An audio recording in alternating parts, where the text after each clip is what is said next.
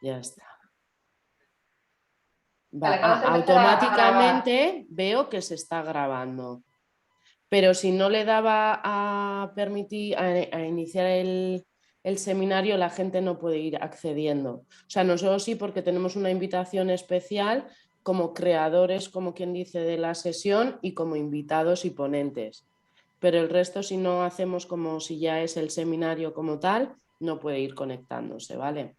Entonces lo dejo, automáticamente se graba.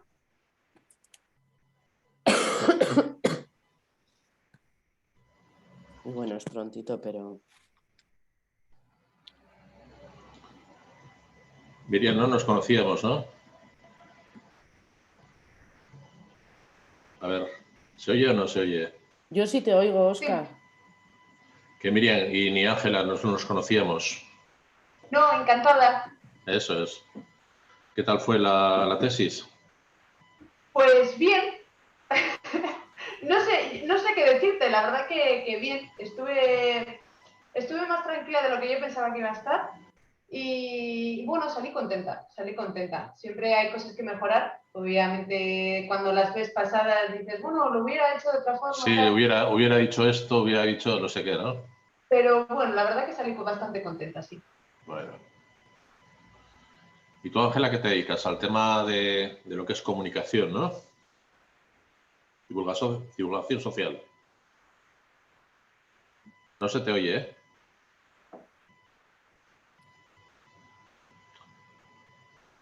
No sé si Ángela, tienes... No, Ángela. no Ángela. se te escucha. No. No sé qué ha pasado porque hasta ahora sí que hemos estado hablando.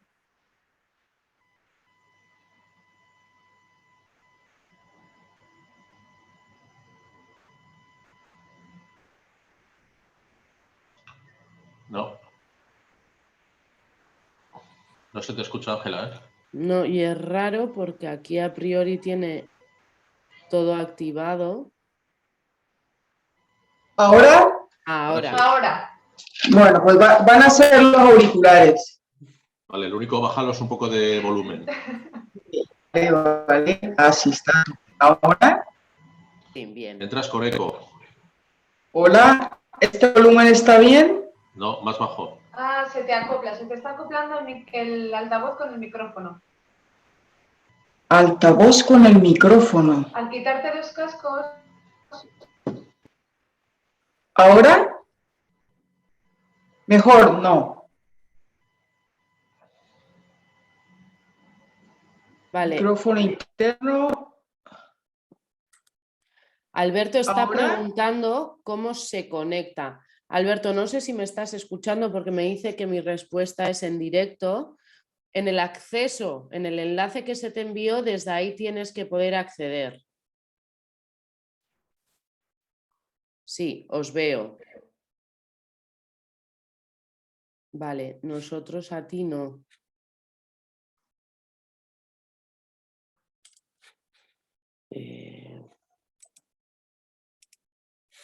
¿Hola? Hola, Ángela, Hola, ahora Ángela. se te oye bien. ¿Se me oye mejor? Ahora Sí. se te oye mucho mejor, sí. ¿Y buen volumen? Buen volumen. Sí. Vale. Te sigo respondiendo, Óscar. Bueno, ya vamos a entrar. Lo que quiero es hacer una pequeña introducción. Si quieres, Óscar, pues tú abres y yo tardaré 30 segundos para... Vale, perfecto. Vale, vale. ¿Quién sería la primera? Miriam. Miriam, sí. Vale.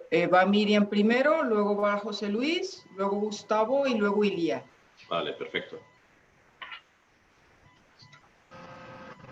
Vale, veo que la gente ya se está conectando. He desactivado los micrófonos para que no haya interferencias. Si en algún momento alguien quiere hacer alguna consulta o lo que sea, que desactive el micrófono, que tendrá la opción, y si no, en el chat que me ponga que quiere hacer una pregunta y ya está.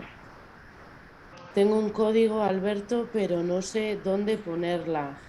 ¿A través del enlace no te da el acceso directo, Alberto? ¿Alguna persona más ha tenido algún problema de conexión con el enlace?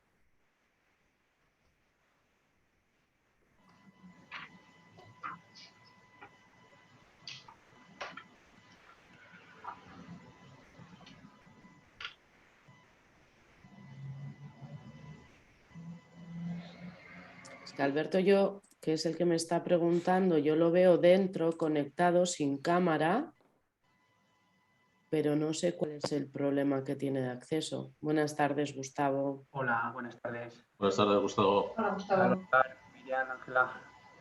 Agus.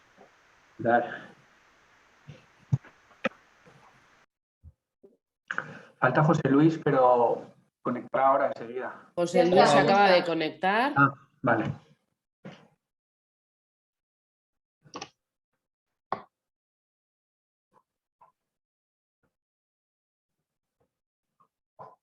Sí, vamos a dejar un par de minutitos más, pero a priori yo creo que los que estaban anotados, a no ser que haya habido alguien de última hora, están todos conectados. ¿Cuántos conectados? Porque nosotros no los vemos aquí. Pues tengo que, o sea, estamos las 6 personas que somos 2 de Arnasa y 4 de los ponentes, y luego 8 personas aparte que se han querido unir a la charla. Faltaría Guía. Y yo creo que estará en ello ya.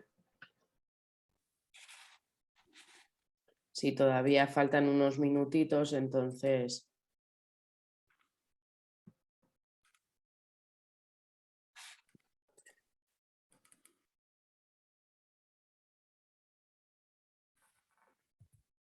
Alberto, es que yo a ti te veo conectado, entonces lo que no sé es por qué no, si nos escuchas y todo, no sé por qué no nos ves.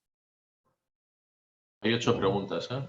Sí, es todas de un tal Alberto que dice que no sabe cómo conectarse, pero claro, en todo momento a mí me parece que él está conectado, simplemente que es como que no tiene la cámara activada, pero es que de hecho nos está escuchando la conversación, entonces no sé cuál puede ser el problema, será de cámara. Ilia veo que también se acaba de conectar.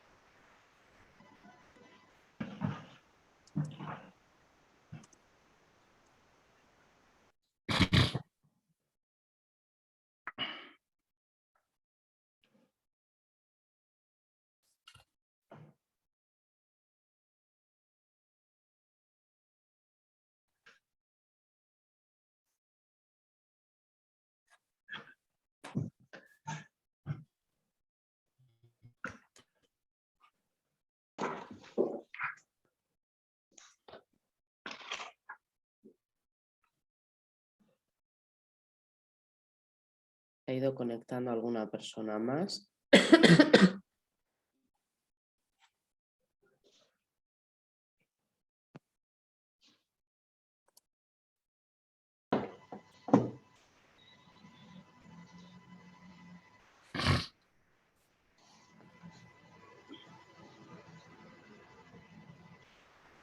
Bueno, pues si queréis empezamos, que ya es la hora.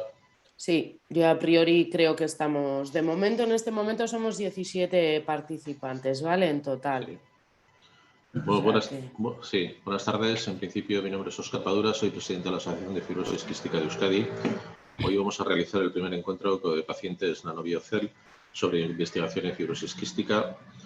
En principio, el grupo nanobiocel de investigación con CiberBBN y la Universidad del País Vasco hemos realizado este primer encuentro con pacientes para que nos vayan a determinar la investigación que están realizando ellos. Como ya sabéis, para los afectados de fibrosis quística, la investigación, tanto lo que pueda ser la investigación pura como lo que es la investigación clínica, es muy importante, sobre todo pues, porque va marcando el futuro hacia donde puede ir los nuevos fármacos o nuevos tratamientos que pueden venir de aquí a poco tiempo. Vamos a tener hoy con nosotros a Miriam Saiz Ramos, que nos hablará del abordaje de la fibrosis quística por terapia génica con vectores no virales. José Luis Pedraz, en microfluídica aplicada a la terapia génica, Gustavo Puras con herramientas de edición génica CRISP, Ilia Villate con aplicación de bioimpresión 3D en terapia génica. También está con nosotros Ángela Losada, que es la encargada de los aspectos de divulgación social del grupo. Entonces, si quieres, Ángela, te doy paso a ti para que hagas un poco la presentación y posteriormente pues, empezamos ya con lo que son las ponencias previamente dichas. Gracias, Óscar. Pues brevemente quiero dar la bienvenida a todas las personas asistentes a este primer encuentro del Grupo de Investigación Nanobiocell con los pacientes de la asociación. Dar las gracias al liderazgo de la asociación y a su disposición para permitir que los pacientes de la asociación contribuyan a las discusiones de la investigación, concretamente en nuestro grupo Nanobiocell.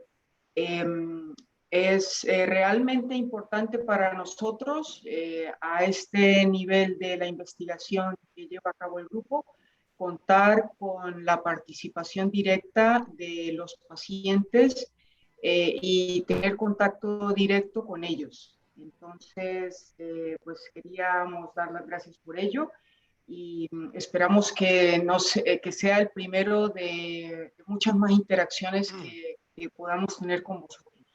Entonces, le damos la bienvenida a nuestra investigadora Miriam Sainz. ¿Se escucha? Hola, buenas tardes. Bueno, voy a proceder a compartir la pantalla a ver si lo podéis ver correctamente. ¿Sí? Vale. Pues nada, comienzo. Mi nombre es Miriam Sainz y pues nada, voy a intentar explicaros un poco qué es lo que hacemos en el laboratorio, que es abordar la fibrosis quística mediante terapia génica, que ha sido mi tesis doctoral durante 4 años y medio. Y bueno, esto lo consideramos investigación básica porque todavía queda mucho trabajo tras de ello para poder lanzar un tratamiento, pero debido a estos avances es lo que luego, por ello, podemos desarrollar esas terapias, ¿vale? Así que vamos a ello. Si me deja pasar. Vale, quiero enunciaros primero qué es la terapia génica, ¿vale? La terapia génica es un tratamiento que nos permite modificar y manipular la expresión de los genes de las células, ¿vale? El ADN, y por ello para ello se utilizan diferentes medicamentos que tienen diferentes acciones. Entre ellos tenemos una composición que tenemos el material genético que vamos a introducir y además un vector o un sistema de liberación que es lo que va a llevar nuestro material genético. Tenemos distintas estrategias dentro de la terapia génica y podemos aplicar dependiendo cómo curse cada enfermedad. En el caso de la terapia de adición, se incluye el material genético dentro de las células para aumentar la expresión de la proteína. En este caso, la fibrosis quística, como cursa con un déficit de la proteína CFTR, esta es la terapia que vamos a utilizar, ¿vale? Introduciremos el gen para la proteína CFTR dentro de las células para aumentar su expresión. También tenemos, por otra parte, la de inhibición y la edición, que, bueno, la inhibición se utiliza para otras enfermedades y de la edición más tarde os hablará el doctor Gustavo Puras. Vale, como hemos comentado anteriormente, necesitamos 2 partes. Primero, una parte de ADN, que es el material genético, en forma de plásmido. Quiere decir que tiene una forma circular, ¿vale? En este caso tendríamos la proteína CFTR aquí, sin ninguna mutación, con lo cual lo que vamos a hacer es que nuestras células produzcan la proteína sin ninguna mutación y sea producida correctamente. Este plásmido además nos lo pidieron desde el Consorcio de Terapia Génica de Reino Unido, que son con los que... Y este plásmido se ha utilizado también en ensayos clínicos previamente, ¿vale? Y por otro lado necesitamos un sistema de liberación o vector, ¿vale? Que sobre todo lo que hace son herramientas de protección, de internalización para dentro de las células y como guía para llegar a las células objetivo. En nuestro caso son vectores no virales, eso quiere decir que no incluye virus. Hay otro tipo de vectores que sí que incluye virus, en este caso no. ¿Y cuáles son las propiedades que hacen efectivo estos vectores no virales? Pues tienen menos problemas de bioseguridad, su producción es más simple y más barata, con lo cual a la hora de escalar y de hacer una producción más grande se puede hacer más fácilmente y además tiene una gran capacidad de carga. Esta proteína, al ser muy grande, necesitamos que nuestro vector, nuestro sistema, sea capaz de llevarlo. De llevarlo en la mochila, digamos. Esa mochila que pueden llevar es más grande. Y como contra, no iba a ser todo perfecto, tenemos bajas eficiencias de transfección. Y aquí es donde nos centramos y es lo que intentamos solucionar con nuestros vectores. Nuestros vectores se llaman niosomas, ¿vale? Es una estructura esférica, digamos, es una esfera, y que está formada por tres compuestos principales, ¿vale? Tenemos un lípido catiónico, que esto es una grasa, ¿vale? Es una grasa como cuando echas algo parecido a cuando echas aceite en agua que se quedan las bolitas arriba, pues algo parecido, pero a nivel muy minúsculo, muy microscópico, ¿vale? Entonces tenemos esta zona más roja y esta grasa es lo que nos va a dar la estructura. Luego tenemos unos surfactantes no iónicos, que en este caso son una especie de jabones, que además no tienen cargas, por eso son más seguros. Y lo que hacen es que esa esfera esté bien formada y además evita que se junten con otras esferas. Cuando os he dicho lo del aceite en agua, si echamos jabón, esas bolitas se hacen más pequeñas. Pues eso es lo que hace aquí este jabón.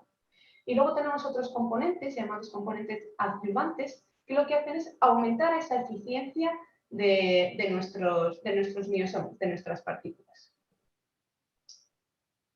Vale, ahora vamos a ver el recorrido que tienen que hacer nuestras partículas para llegar a las células objetivo. En la primera tendríamos los problemas debidos a la formulación. ¿Cómo los vamos a administrar? En este caso sería a través de inhalación de polvo seco, es nuestra idea, pero bueno, todavía estamos un poco lejos de ese desarrollo.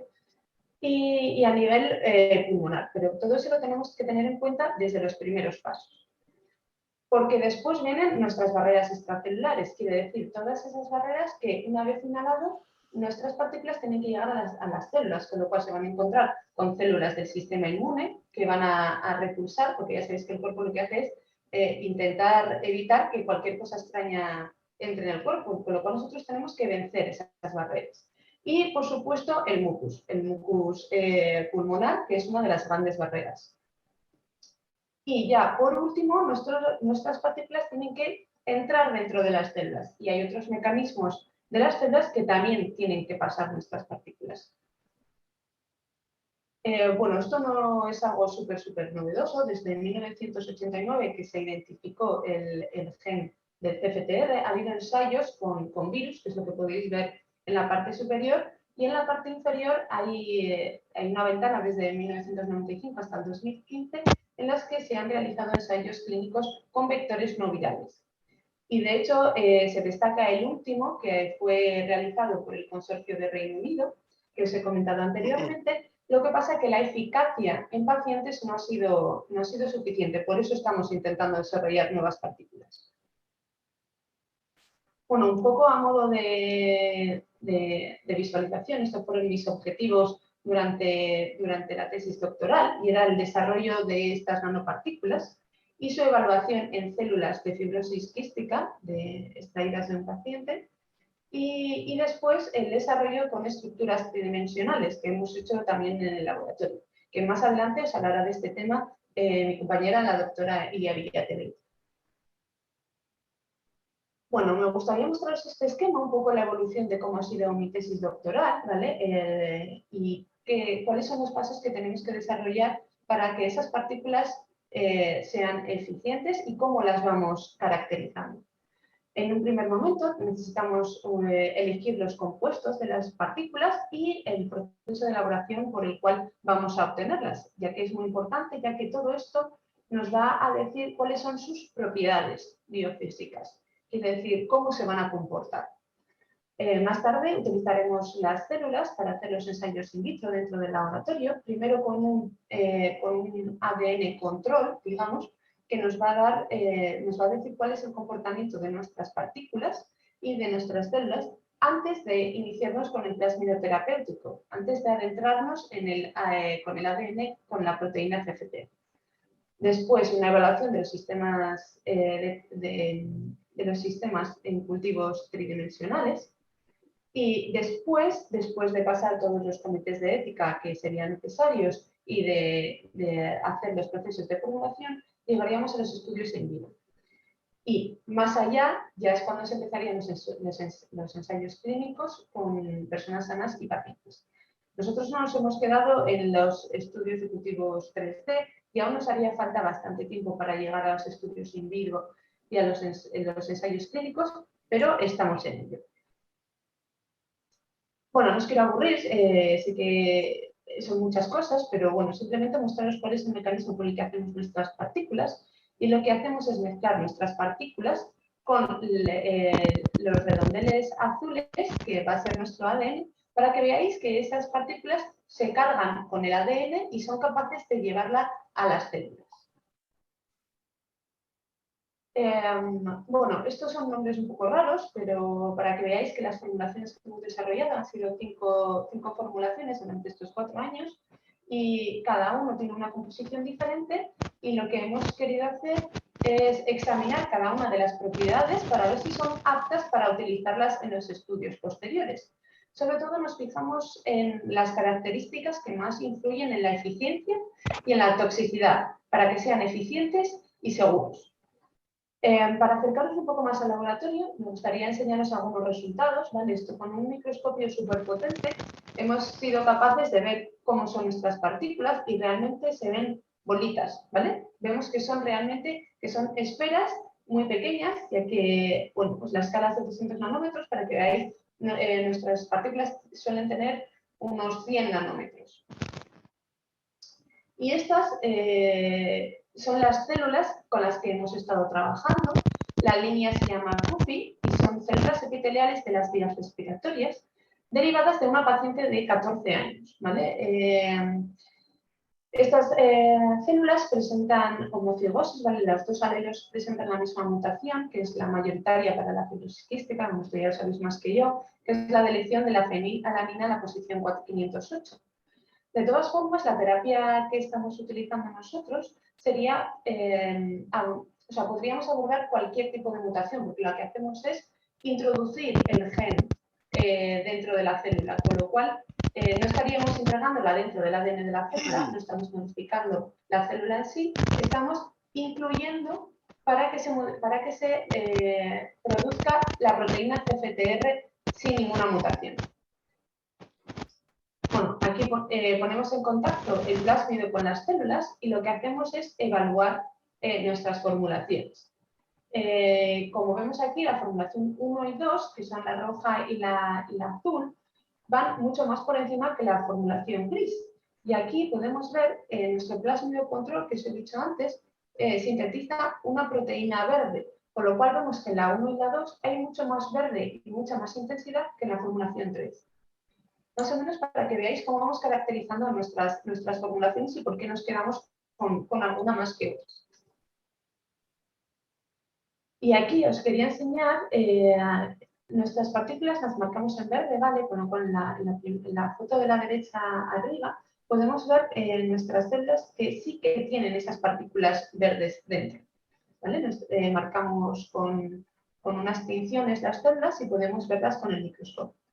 Y en el tráfico intracelular, aquí abajo, vemos, lo que hacemos es marcar diferentes vías de entrada. Quiero decir, si tenemos una casa, marcamos la puerta o marcamos la ventana, o vemos si nuestras partículas son capaces de hacer un agujero en la pared. Eso es lo que hacemos con estas tinciones, para ver que realmente nuestras partículas llegan dentro de la célula. Y después ya nos metemos con la proteína CFTR, para ver si nuestras células son capaces de producir esta proteína. Estos manchurrones que vemos aquí, ¿vale? Es la cantidad de proteína que son capaces de producir nuestras células. Y como vemos, nuestras células tratadas son 5 veces más capaces de producir esta proteína. Pero además no nos quedamos ahí. Además, estuvimos mirando cuál es la actividad de esta proteína. Y como vemos, las células tratadas van por encima de las células no tratadas, 1,5 veces. Con lo cual, vemos que somos capaces de producir esa proteína CCTR sin ninguna mutación y además que es activa. Quiero decir que maneja que es capaz de transportar el cloro. Bueno, ya por último quería presentaros y agradecer a todo el grupo de Nanobiocell, porque somos unos cuantos y todos ponemos nuestro granito de arena para que veáis que sí que hay gente detrás de las investigaciones y bueno, sobre todo también a todas las entidades que han colaborado con este proyecto. Así que nada, hasta aquí mi intervención. Muchas gracias.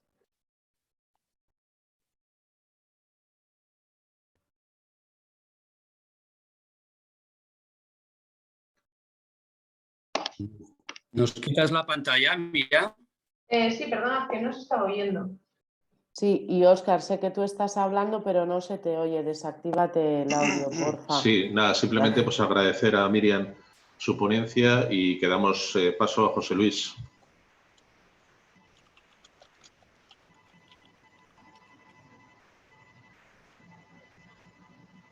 ¿No puedes quitar la pantalla, Miriam? No, estoy intentándolo. A ver, espérate, si Ya está. comparto y lo veis.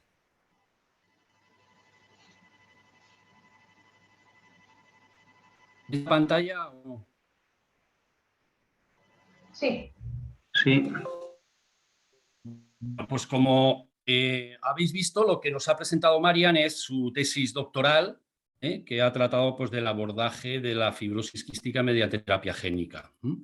Antes de comentaros algunas cosas nuevas, me gustaría agradecer a la asociación la colaboración que nos está aportando y gracias a la cual pues, hemos podido desarrollar no solamente la tesis doctoral de Miriam, sino también Ilia, por ejemplo, hace unos años pudo llevar a cabo su tesis doctoral a través de las aportaciones que estáis haciendo al grupo de investigación. Entonces, con esto poco a poco vamos avanzando. Miriam ha trabajado con vectores no virales elaborados de una manera más o menos convencional y poco a poco vamos a ir avanzando en la introducción dentro de nuestras investigaciones de otras tecnologías que nos van a permitir avanzar mucho más rápido, solucionar algunos de los problemas que tienen los procesos de elaboración de estas partículas y sobre todo también lo que es la evaluación de la respuesta de estas partículas. Entonces, os voy a hablar algo de lo que es la microfluídica. No sé si vosotros habréis oído hablar de esta tecnología, pero es una tecnología que ya lleva algunos años, pero que a nivel biomédico ha permitido avanzar considerablemente en el estudio y la evaluación de los medicamentos, por ejemplo, o en el conocimiento mucho más profundo del origen y de la fisiopatología de algunas enfermedades. La microfluídica consiste en estudiar el movimiento de fluidos a través de microcanales. Aquí tenéis en esta figura dos chips de microfluídica en la cual veis con distintos colores una serie de canales y una serie de depósitos, de manera que a través de una serie de microbombas que también vienen desarrollándose mediante la aplicación de la micro y nanotecnología, nos permite aplicar y desplazar fluidos a través de esos canales y a través de esos depósitos. Entonces, estos chips de microfluídica nos permiten llevar a cabo nuevos estudios y aplicarlos en diferentes áreas. Entonces, ¿cuál es una de las aplicaciones en las cuales nosotros podemos llevar a cabo o utilizar estos microchips de microfluídica?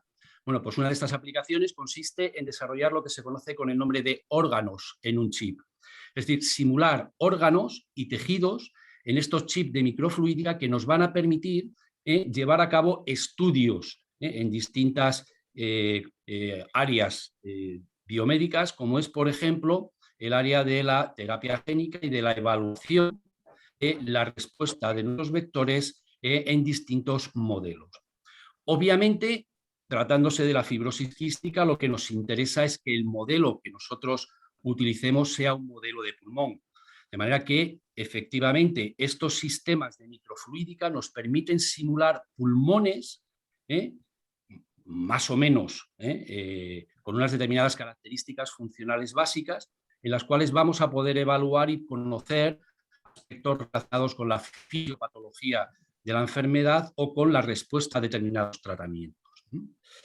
El pulmón, además, es un órgano que tiene determinados condicionantes específicos y problemas específicos a la hora de desarrollar un modelo in vitro, porque daros cuenta de que el pulmón, las células, los epitelios, están en contacto con dos sistemas de propiedades físico-químicas distintas. Es decir, hay una parte del epitelio que está en contacto con el organismo, que es líquido.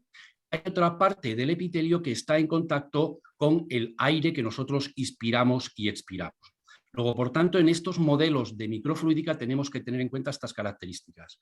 Desarrollar un sistema en el que una de las partes está en contacto con un medio líquido, como veis aquí, y la otra de las partes está en contacto con el medio aéreo, con un medio de aire, de gas.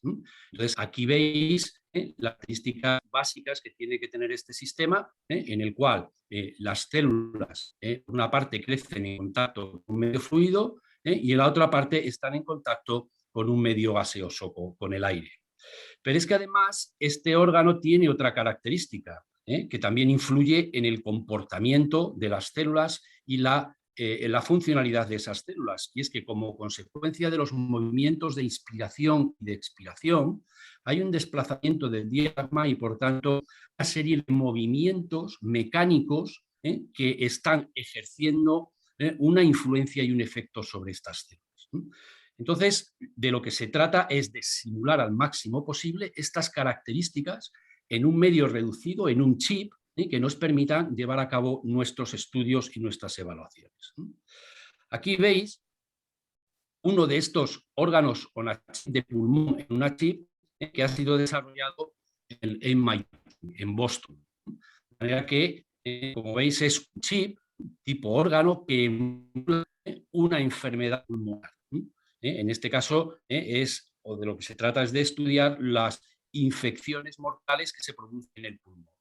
Veis cómo ese microchip, ese sistema de microfluídica, lo tenéis representado aquí. De manera que veis que esta membrana de aquí es donde se encuentran situadas las células.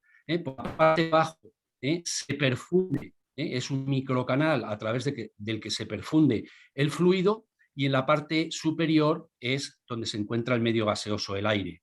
Y estos otros dos microcanales que veis aquí son microcanales en los cuales se le aplica vacío, de manera que al aplicarse vacío lo que hacen es simular el movimiento del diafragma, con lo cual esta membrana está contrayéndose y expandiéndose, simulando los movimientos de respiración. Entonces, mediante este sistema, por ejemplo, pues podría cómo es la formación del mucus, las alteraciones del mucus que se producen como consecuencia de los distintos tipos de células y el efecto de distintos tratamientos, como por ejemplo la perfusión a través de este canal de distintos medicamentos, como puede ser interleuquina, y el efecto que ejercen sobre la formación del mucus, las características de inflamación, etcétera, etcétera. Y por otra parte, también en este modo de pulmón se ha podido estudiar el efecto del sistema inmunitario en la colonización de bacterias, porque a través de la parte superior se pueden hacer insuflar bacterias patógenas, de manera que en un medio mucho más similar al que nos vamos a encontrar en vivo, podemos ver cómo funcionan los macrófagos y cómo esos macrófagos se comen a las bacterias o no se las comen, y cómo esas bacterias colonizan el pulmón de situaciones patológicas, de manera que puede ser con mayor presencia de mucus, menor presencia de mucus, la influencia de células normales, células patológicas, células alteradas genéticamente, etcétera, etcétera.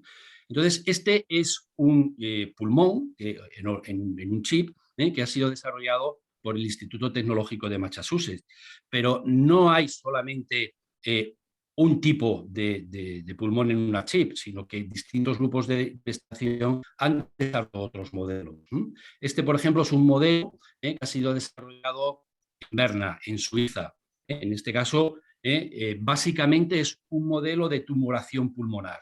lo que se utilizan en este caso son células tumorales, además células tumorales procedentes de pacientes, es decir, que estamos simulando un tumor específico para un paciente específico, y sobre este sistema de chip lo que nosotros podemos, por ejemplo, es ver el efecto que distintos antineoplásicos, distintos antitumores tienen sobre el crecimiento de estas células tumorales. ¿Esto qué nos va a permitir?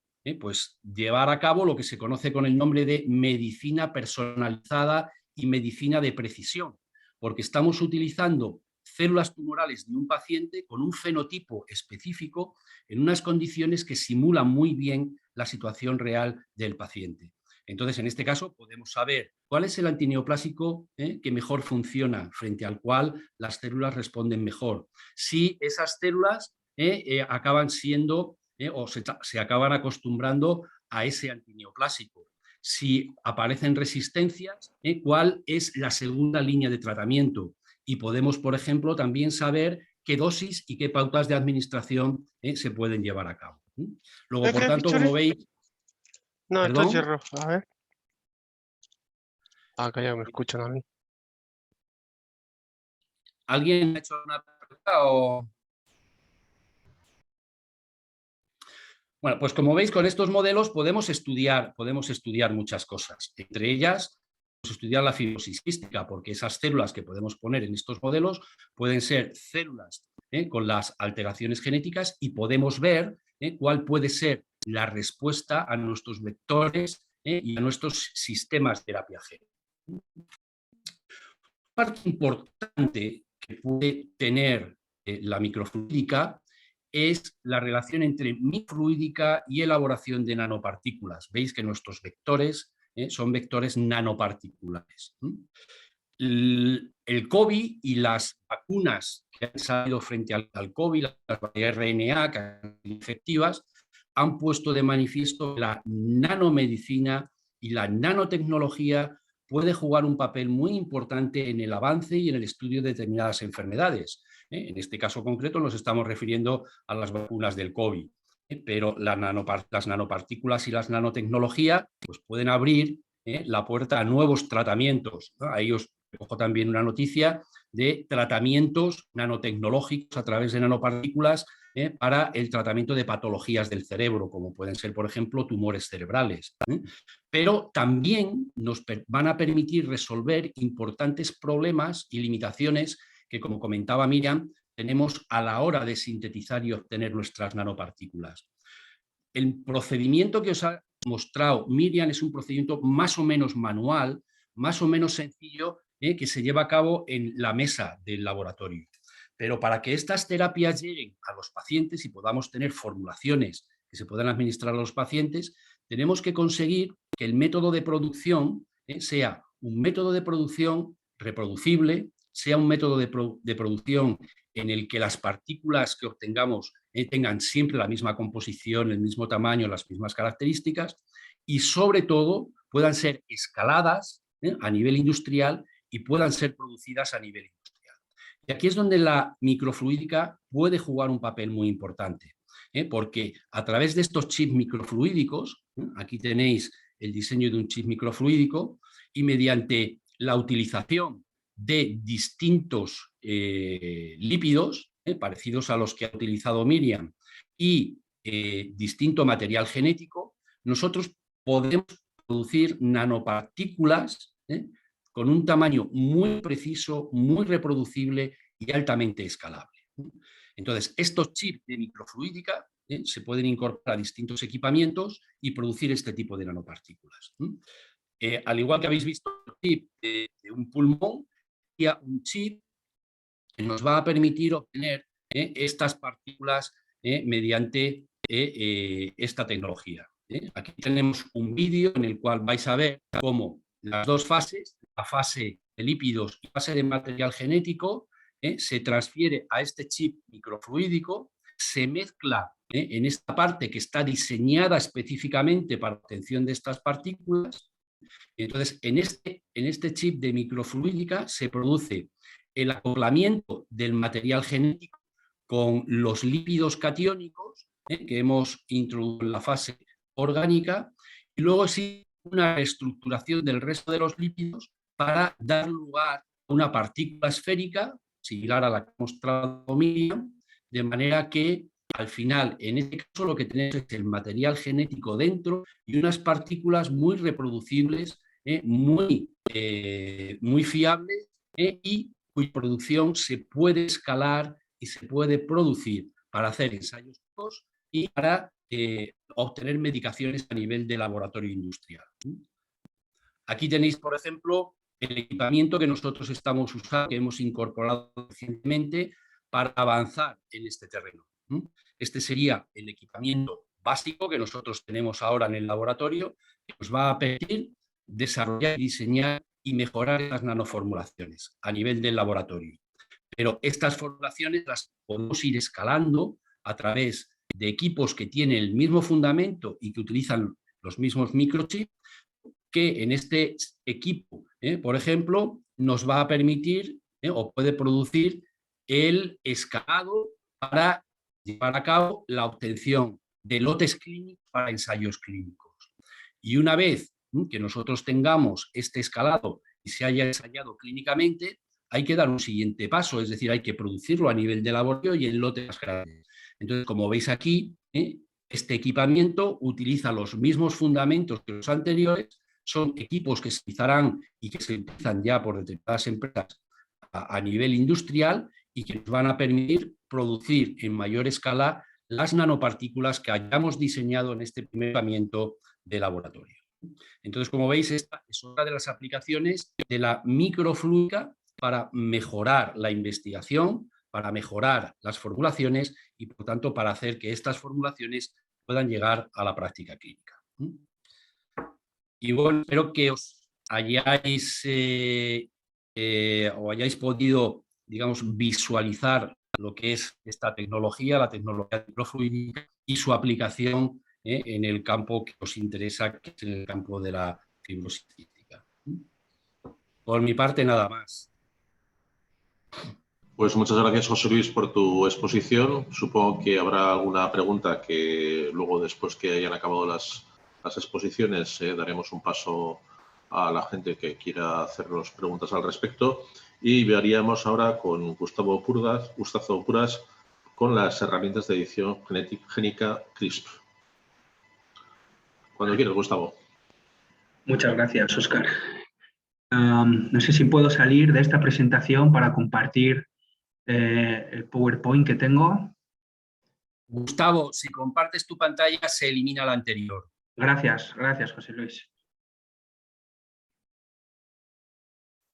Vale. Bueno, ¿se ve la presentación? Sí, bueno.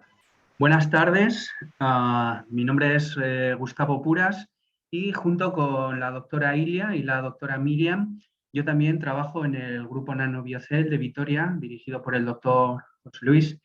Y bueno, esta tarde os voy a hablar brevemente de las herramientas de edición génica CRISPR y su aplicación a la fibrosis quística.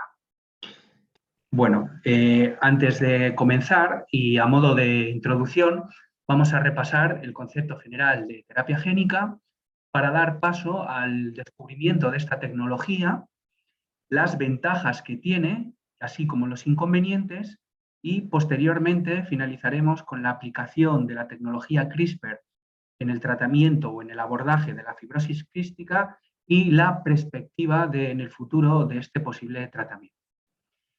Bien, como ha comentado antes Miriam, el concepto general de la terapia génica es sencillo y fundamentalmente consiste en introducir un material genético externo al interior de la célula diana para producir tres efectos. Uno de ellos es el de sintetizar o producir una función nueva, como ha comentado Miriam. En este caso nos interesaría generar la función del canal CFTR, que está afectado en los pacientes de fibrosis quística, para que funcione correctamente. Esta aproximación se conoce como terapia génica de adición. Existe otra posibilidad, que es que la vehiculización de este material genético sirva para impedir o minimizar la expresión de un gen que cuando lo hace produce una función patológica. En este caso, si bloqueamos la expresión de ese gen patológico, evitamos la producción de la enfermedad. Y una tercera aproximación consiste en editar el genoma alterado, es decir, en corregir las alteraciones genómicas para que de esta manera se restablezca la función que queremos producir. No se trata de adicionar genes externos, no se trata de bloquear la expresión de un gen, sino de lo que se trata es de corregir el gen mutado, corregir, editarlo. Esto es posible con las nuevas herramientas de edición genética, como por ejemplo las herramientas basadas en la tecnología CRISPR-Cas9. Aunque todo esto realmente es posible hacerlo en el laboratorio, sin embargo, hay que tener en cuenta otras consideraciones adicionales para que estos medicamentos lleguen al mercado. Tal es así que, como vemos, el número de medicamentos basados en terapia génica pues no es muy elevado, aunque sí es cierto que con los últimos avances que ha habido en diferentes campos, pues ha aumentado el número de medicamentos basados en terapia génica para uso humano. En cualquier caso, ninguno de estos está basado en la tecnología CRISPR-Cas9 de momento. Para entender un poco cómo funciona esta tecnología, creo que es importante ir al origen, al descubrimiento de estas potentes herramientas de edición genética. Este descubrimiento se debe a un sistema de inmunidad que desarrollan las bacterias, aquí representada en un círculo, para defenderse de las infecciones de los virus. De tal manera que cuando un virus infecta a una bacteria, la bacteria lo que hace es copiar el genoma de este virus y lo almacena en la secuencia del genoma bacteriano. ¿Para qué? Para que cuando haya una reinfección por un virus que ya había infectado previamente a esta bacteria, la bacteria sintetiza un RNA guía que sirve para reconocer el virus y su genoma, y ese RNA guía lo une a una proteína Cas9 que corta al virus y lo inactiva. De tal manera que nosotros podemos simular esto en el laboratorio y podemos realizar un corte o una edición del genoma en un lugar específico, concretamente en un lugar que se reconoce a través de una región señalizadora que se llama PAM, es una región señalizadora que contiene 3 nucleótidos. Esta región PAM sirve a la proteína Cas9 para realizar el corte en el lugar concreto y específico del genoma que queremos corregir. Cuando hacemos esto, cuando cortamos el genoma de una célula, por intuición, la célula lo que va a hacer es utilizar un sistema de reparación. Va a intentar mantener la continuidad de esta doble hélice del DNA y va a insertar o va a eliminar una serie de nucleótidos al azar como un mecanismo inespecífico de reparación. Y de esta manera seguiríamos teniendo la continuidad del DNA. ¿Qué sucede cuando la célula actúa de este modo? Pues el gen que está afectado deja de ser funcional, no se produce, bloqueamos la expresión de ese gen, porque esa inserción de nucleótidos o deleción de nucleótidos al azar, pues genera una proteína que no es funcional. Sin embargo, cuando se ha producido el corte, podemos aportar una secuencia de DNA externa, exógena, que tenga la mutación corregida. ¿Para qué? Para dársela de molde a la célula y que sea la célula la que, en lugar de hacer una reparación al azar, tome como molde esta secuencia de DNA que tiene la mutación corregida y que, al tener homología con el brazo izquierdo y derecho del lugar donde se ha producido el corte, se inserte esta secuencia de DNA que tiene la mutación corregida y de esta manera editemos el genoma y restablezcamos la función. Bueno, esto es posible realizarlo en el laboratorio. Y como vemos, pues tiene importantes ventajas respecto a la terapia génica de adición que ha comentado Miriam y sobre la cual se ha basado su tesis doctoral, porque en la terapia génica de adición no estamos corrigiendo el genoma, estamos añadiendo un material, en este caso un plásmido externo, que genera el canal CFTR, pero este plásmido o este canal que se genera, pues se genera de una manera transitoria, porque no se integra dentro del genoma. Y en caso de que se integrase, lo haría de una manera aleatoria. Lo podría hacer en cualquier parte del genoma con unas consecuencias que son imprevisibles. Respecto a la terapia génica de inhibición, también tiene importantes ventajas, porque en la terapia génica de inhibición las secuencias que se utilizan son muy sensibles a la degradación y también el efecto es poco duradero. En cambio, cuando nosotros le editamos el genoma, lo hacemos de una manera permanente, con lo cual evitaríamos administraciones repetidas. Sin embargo, no todos son ventajas y esta técnica también presenta importantes limitaciones. Una de las principales limitaciones es la aparición de efectos off-target. ¿Qué es esto? Pues es la aparición de efectos en otras regiones diferentes del genoma que queremos editar. Aquí, por ejemplo, tenemos una secuencia de 20 nucleótidos en azul que contienen la mutación que queremos corregir en blanco. Vemos cómo la proteína Cas9 realizaría el corte en la flecha roja en una zona muy próxima a la región señalizadora PAM que reconoce el RNA guía. Sin embargo, puede ser que nuestro RNA guía reconozca otra región del genoma que sea muy similar a esta secuencia de 20 nucleótidos. Es decir, que tenga, por ejemplo, 18 nucleótidos iguales y 2 que sean distintos. Como hay cierta homología, nuestro RNA guía se podría hibridar con esta otra secuencia que no queremos corregir y la corregiría. Entonces, esto puede generar efectos indeseados, efectos off-target. Sin embargo, para minimizar este efecto, se han desarrollado diferentes algoritmos matemáticos y algunos de ellos es el algoritmo Breaking Cas, desarrollado por el Grupo de Investigación del Centro Nacional de Biotecnología de Madrid, dirigido por el doctor Luis Montoliu, con el cual mantenemos estrecha colaboración en diferentes proyectos de investigación que utilizan esta tecnología. Pero bueno, los inconvenientes no terminan aquí. Aunque consigamos seleccionar bien la región que queremos corregir con un algoritmo matemático adecuado, pues vemos que cuando realizamos el corte de la doble hebra de DNA, la célula hace una serie de inserciones y deleciones de nucleótidos al azar. Quiero decir, puede haber mucha especificidad en el corte que queremos hacer, eso se puede conseguir fácilmente, pero luego toda esa especificidad se pierde porque la célula utiliza sus mecanismos internos para reparar el corte y eso le hace de una manera aleatoria, con lo cual los efectos pueden ser impredecibles. Para evitar esta variabilidad se ha desarrollado recientemente una nueva técnica de edición genómica que se conoce como Prime Edition o edición de calidad y básicamente se diferencia de la técnica convencional en que la proteína Cas9 no produce un doble corte de la hebra de DNA, sino que solo corta una de las dos hebras.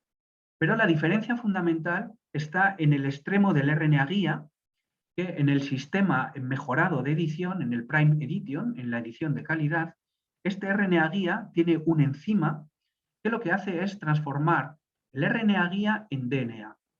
Y el DNA que va a sintetizar precisamente es el DNA que queremos nosotros incorporar en la secuencia que ha cortado la proteína Cas9.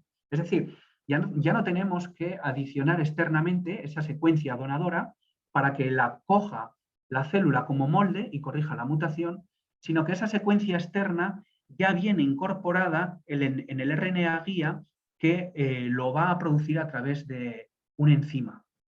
Con lo cual, la eficiencia de incorporación de esta secuencia homóloga aumenta considerablemente. Y un tercer inconveniente está relacionado con la generación de la respuesta inmune de rechazo. No debemos de olvidar que esta proteína Cas9 tiene un origen bacteriano del género Staphylococcus y Streptococcus y que probablemente nosotros hayamos estado en contacto con estas bacterias. De tal manera que si nos aplicaran esta tecnología, pues es muy probable que reaccionara a nuestro sistema inmune y generaría anticuerpos contra la proteína Cas9 por infecciones previas que hayamos tenido con estas bacterias. Para evitar este escenario, podemos utilizar otras proteínas Cas9 sintetizadas que no tienen origen bacteriológico o podemos combinar esta tecnología de edición genómica con terapia inmunosupresora para evitar esa reacción inmunológica de rechazo a la proteína Cas9.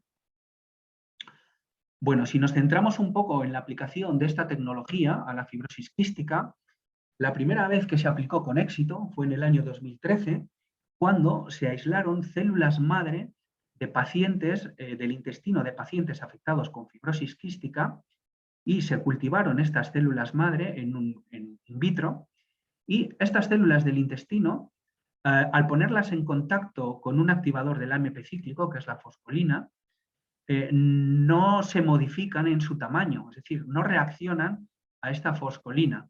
¿Por qué? Porque tienen el canal CFTR alterado. Sin embargo, cuando estas células se tratan con la tecnología CRISPR-Cas9 y se ponen en contacto con este activador del AMP cíclico, que es la fosfolina, vemos cómo las células aumentan considerablemente de tamaño, y esto nos está indicando que el tratamiento con las herramientas de edición génica CRISPR-Cas9 ha corregido la mutación del canal CFTR, porque ahora las células sí que se hinchan cuando entran en contacto con la fosfolina. A raíz de este estudio y a raíz del descubrimiento de la edición genética de calidad, surgió un nuevo estudio reciente, del año pasado, del 2021, en el que básicamente la aproximación es la misma, se extraen células madre del intestino de pacientes afectados con fibrosis quística y se tratan, pero en este caso, con la técnica de edición genética mejorada, edición genética de calidad o Prime Editing. El resultado es el mismo, es decir, vemos que aumenta el tamaño de las células al ponerlas en contacto con la fosfolina, y esto nos está indicando que el canal CFTR se ha corregido, la mutación se ha corregido en su origen, en su base genética. Y en este estudio destaca sobre el estudio anterior en que la eficiencia de corrección fue mucho más alto, y sobre todo porque en este estudio no apareció ningún efecto off-target, no apareció ningún efecto en otras regiones diferentes del genoma. Con lo cual nos está poniendo de manifiesto que efectivamente en el laboratorio es posible corregir esta mutación del canal CFTR. Eso es posible hacerlo. Sin embargo, como comentaba Miriam, para llegar a la práctica clínica se deben de superar barreras adicionales, barreras externas. Ahora estamos haciendo estos estudios en organoides, que son los tejidos que se aislaron de estos pacientes, y el siguiente paso sería probar estas herramientas de edición genómica en diferentes modelos animales que reproduzcan de una manera pues, más fiable o no la enfermedad de la fibrosis quística, para posteriormente aplicarla en humanos en ensayos clínicos. Y en este sentido, nuestro grupo de investigación está trabajando en el desarrollo de formulaciones que permitan aerosolizarse, es decir, que permitan formar vesículas cuando se incorporan en dispositivos como estos que son nebulizadores. ¿Para qué? Para poder vehiculizar nuestras herramientas de edición génica en forma de aerosoles y que puedan llegar a las células del epitelio pulmonar, que son las que principalmente están afectadas en estos pacientes. Entonces, esta es un poco la línea de investigación que nosotros estamos desarrollando en relación con las herramientas de edición génica CRISPR-Cas9 y su aplicación a la fibrosis quística. Bueno, yo también quería dar gracias a la Asociación Fibrosis Quística por darnos la oportunidad de expresar y de poner en común los experimentos que estamos llevando a cabo. Muchas gracias. Muchas gracias, Gustavo. Decir que también para nosotros es una gran oportunidad el poder intercambiar con vosotros pues, no solo vuestro conocimiento, sino también pues, el poder señalaros pues, lo que para nosotros significa la investigación. Y como he dicho, luego pues, supongo que habrá algunas preguntas al respecto sobre el tema de las herramientas de edición génica CRISPR. Vamos ahora con Ilia Villate por la aplicación de la bioimpresión 3D en terapia génica. Adelante, Ilia, cuando quieras.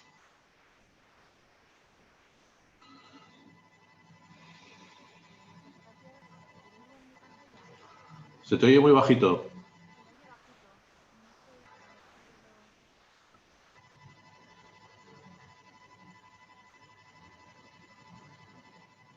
No te oímos, Ilia.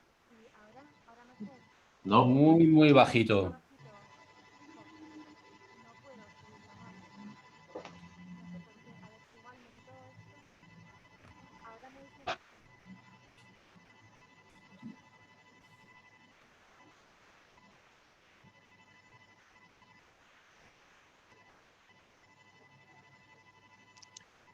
Buenas. Intenta acceder a la configuración del micro.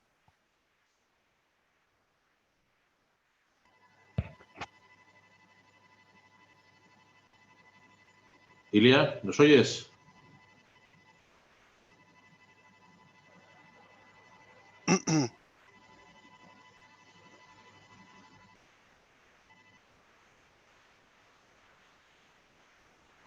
Ilia. Parece que ha desaparecido. Es que veo que tiene al 61% el micro.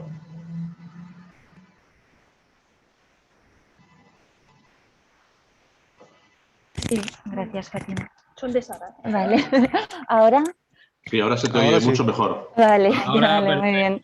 perfecto. Ahora O sea, que bien, era vale. problema de cascos, ¿no? Sí, eso es, que no tenían altavoz los míos. Bueno, ya lo Ay, siento por los problemas técnicos.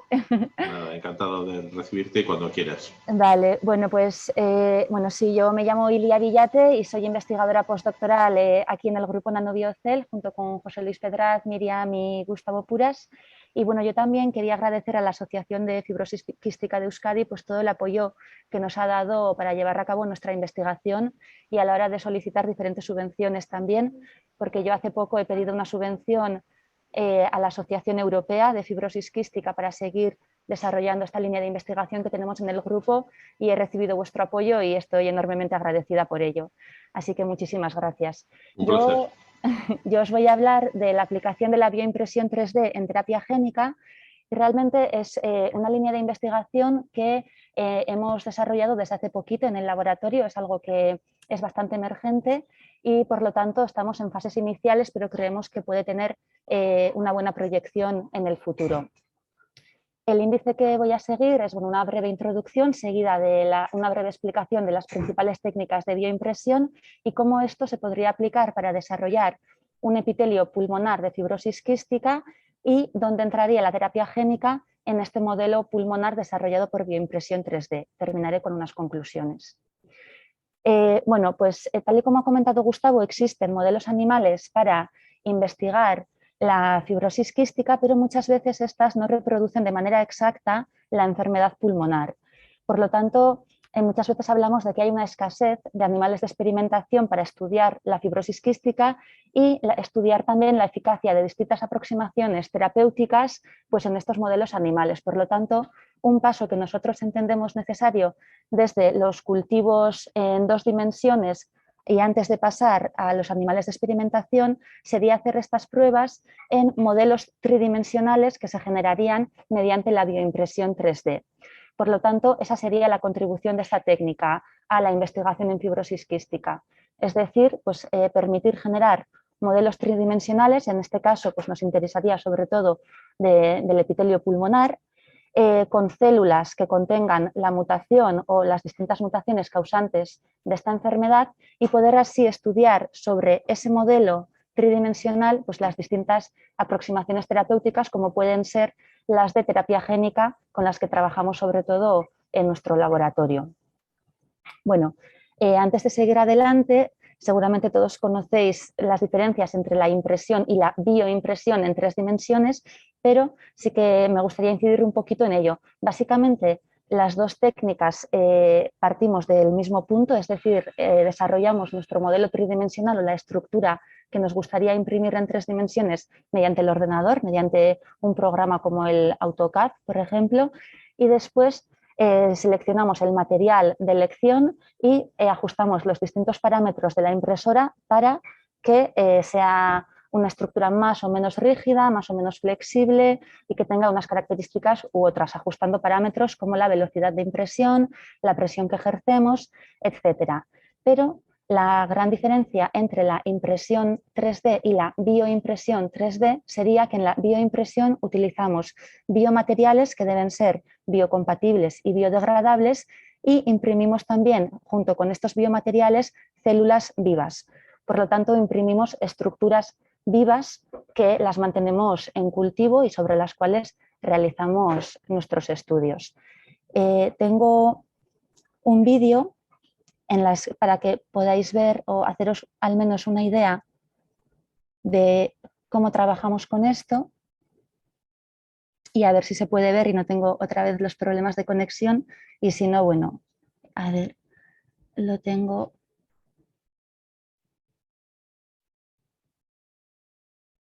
aquí. Aquí, vale. A ver si lo veis y lo podéis ver o no. No os oigo yo ahora a vosotros. Vemos la presentación, pero el vídeo no. El vídeo no. A ver si le doy al play. Ahí. Aquí, ahora sí, ¿no? Vale, le voy a quitar el sonido. Vale. Bueno, simplemente es para que os hagáis una idea de cómo esta sería una bioimpresora y ahora un poco más adelante veremos, bueno, este es un compañero del laboratorio que está imprimiendo, que se llama Fuad, y esta sería la bioimpresora que nosotros utilizamos en el laboratorio. Como veis, tiene diferentes cabezales en los cuales insertamos unos cartuchos con unas puntas de distinto tamaño según el grosor de la estructura que queramos imprimir, y es a través de estos cartuchos que rellenamos con las biotintas que contienen materiales y células que nos interesan, cómo hacemos o cómo creamos las estructuras. Voy a pasar un poquito el vídeo para que veáis cómo funciona. Esto sería una placa del laboratorio y esto sería cómo funciona la impresora o cómo la manera en la que imprime. Simplemente, pues bueno, para que podáis verlo de una manera un poquito más gráfica.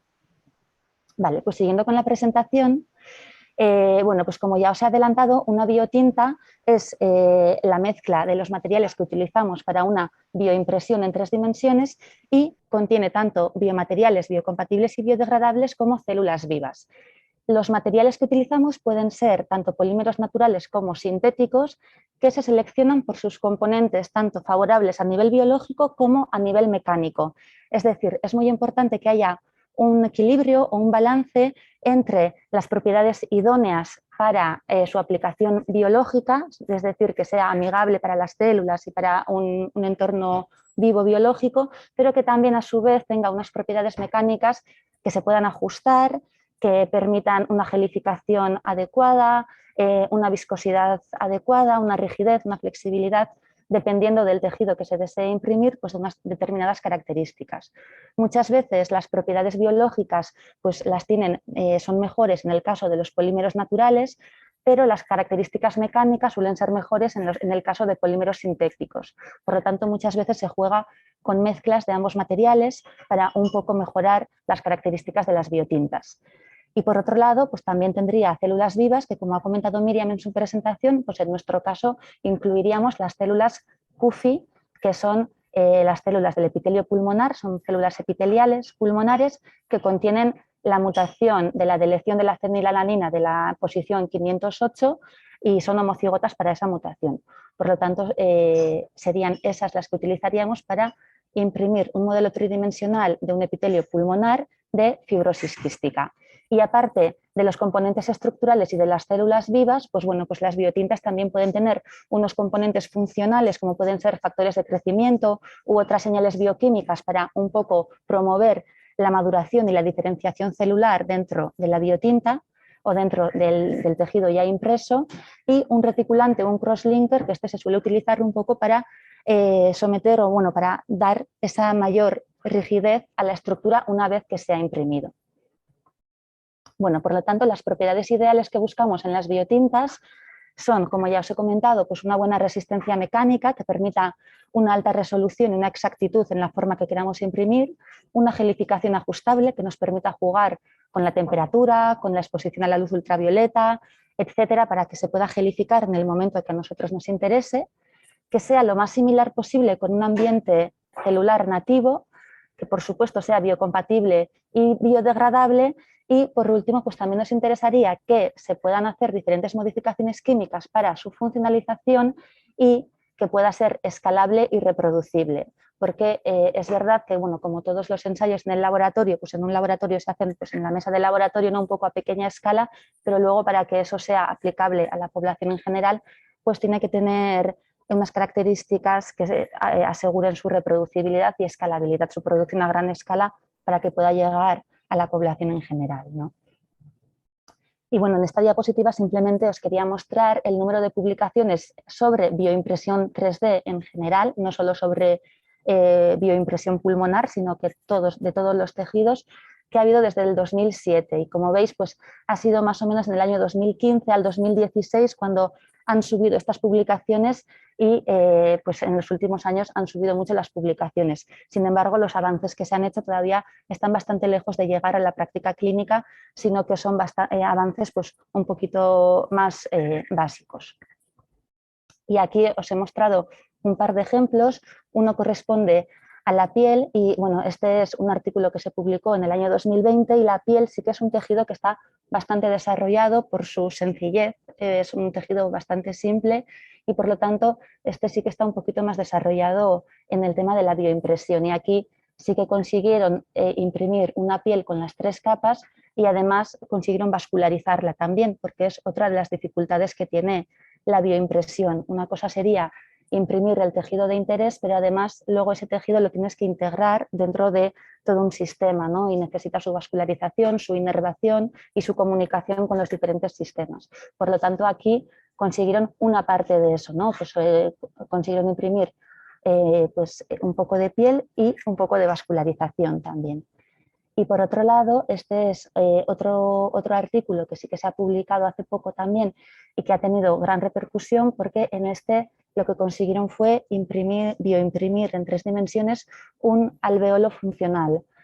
Ya sabéis que los alveolos son las estructuras funcionales del pulmón donde se realiza el intercambio gaseoso entre oxígeno y dióxido de carbono y este alveolo bioimpreso en 3 dimensiones sí que es capaz de realizar ese intercambio de gases. Por lo tanto, sería un alveolo funcional bioimpreso, pero sí que este tampoco está integrado con la vascularización, inervación, etcétera. Sería pues, una unidad funcional aislada, digamos. Las 3 técnicas principales que se utilizan para bioimprimir son la de inyección de tinta, la de extrusión y la dirigida por láser. Nosotros utilizamos la del medio, la de extrusión, que se basa en ejercer una presión neumática para que la tinta caiga, para impulsar a la tinta y que caiga sobre una base receptora. Utilizamos la técnica de la extrusión porque a pesar de que tiene menor resolución que las otras 2, permite incorporar una mayor densidad celular, que a nosotros nos interesa mucho, sobre todo a la hora de imprimir los epitelios pulmonares, y además permite también incorporar una gran variedad de biotintas con distintos materiales. Es muy flexible en ese sentido y permite trabajar también con biotintas viscosas, que muchas veces nosotros desarrollamos biotintas con alta viscosidad y la extrusión sería la única técnica que nos permitiría imprimir con ese tipo de biotintas.